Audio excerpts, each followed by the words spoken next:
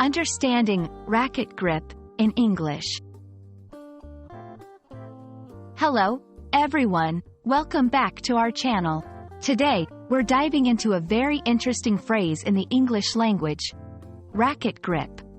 Whether you're a sports enthusiast or just keen on expanding your English vocabulary, this video is for you.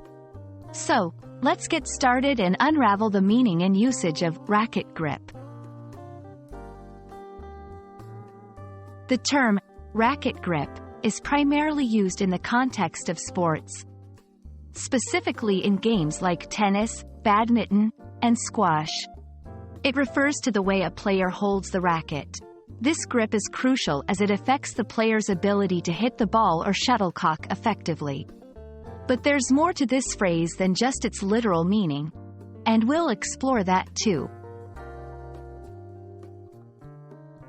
In sports, a good racket grip is fundamental.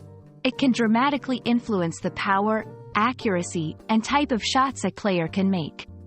Different grips can be used for different strokes, like the forehand, backhand, or serve. Understanding this term is not just important for players but also for anyone following these sports, as commentators often refer to a player's grip when discussing their technique. Interestingly, the phrase can also be used metaphorically.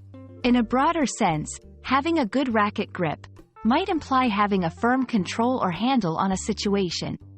For example, she has a good racket grip on her team's dynamics. It's a creative way of using sports terminology in everyday English conversations.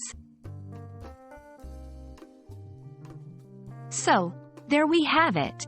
Racket grip is not just a term for sports enthusiasts but a phrase that can add flair to our everyday English.